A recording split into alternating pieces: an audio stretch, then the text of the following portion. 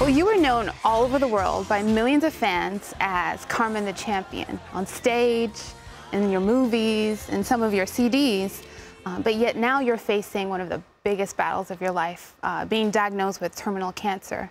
So what is it that keeps that champion spirit alive in you?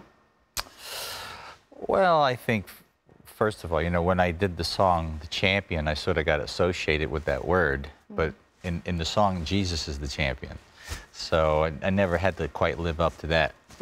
And, but you know, when you start using words like champion or radically saved, addicted to Jesus, these type of phrases and words are associated with you, so you do have something to live up to.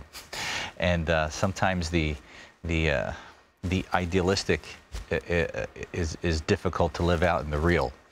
But then every once in a while you get a challenge like what I got, and I was diagnosed on actually Valentine's Day with multiple myeloma cancer, and it causes your immune system to drop, and then you just start catching everything that just runs around. So the challenge is, what does God want me to do with the time that I have here? Because most of the people that have affected our lives the most in life have spent the least amount of time on this planet. So it's not a question of how long will I be here, it's a question of what am I doing while I'm here. And that's always been the most concern to me. So when I was diagnosed, I just had to look at my life and say, have I done enough with the amount of time that I have, and is this my time to go? And if it's my time to go, then I'm ready to go. But obviously, it didn't seem like the Lord was ready for me to check out so early. So it was more about the quality of time. Yeah, I think so. It's appointed for every man once to die. But before that time, you know, if we live for Christ. So what am I going to do, and how many people am I taking with me when I leave this planet? Amen. I want to talk a little bit about the other side of cancer. Sure. Now, I know in your Facebook you posted a little bit about that. Yeah. How when you were diagnosed, it was kind of hard because the people closest to you were kind of treating it like it was like a contagious disease. And what was that experience like? Yeah, everybody reacts differently, you know. And I was really serious with somebody. You know, we're actually thinking about. I was thinking about getting married.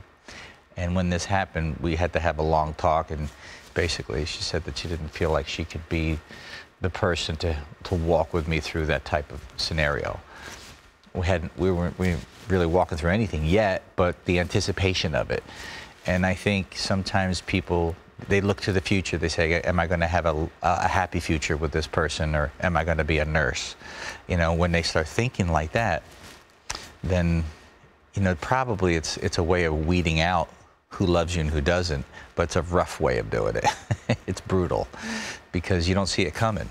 And I do have some family members, some even siblings that I don't even hear from. I haven't even gotten a text or a get well or a Facebook post from, just to say, we're praying for you.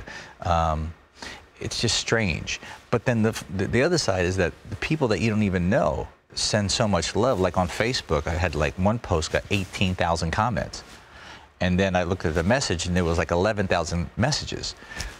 It's like, oh, I didn't even know that they were there. I didn't even know that they really cared. So, you know, you lose one thing over here, and you get it somewhere else. So what is the good that is coming out of it with your music and your upcoming tour? Well, I never thought I would tour again. I thought that was it. I thought I was checking out. I had a friend who I hadn't seen for 20 years called me up.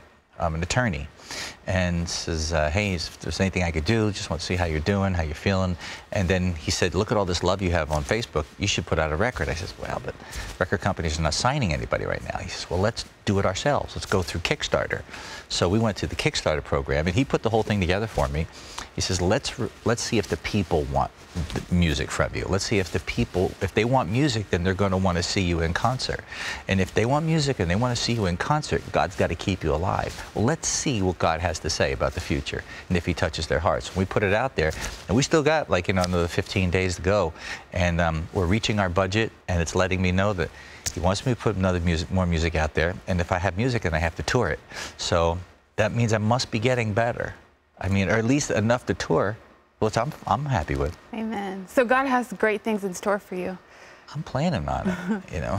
So finally, just for someone watching who maybe is battling cancer, or they know someone who's battling cancer, what is something you can say to them to keep them going, keep that hope alive? I think the most important thing is recognize that the quality of time you have here is really the most important thing. You know, just fighting and kicking and agonizing and dying 1,000 deaths before we actually leave this planet is not the way God designed it. So for whatever time you do have, or whatever time God is allowing you to have here on this earth, is to be enjoyed, and to be enjoyed with the people that you love the most and the ones that love you. And don't waste time trying to win people's hearts who really don't care. Embrace what is before you. Don't embrace the fear of what might happen tomorrow. Embrace the joy of what is happening today.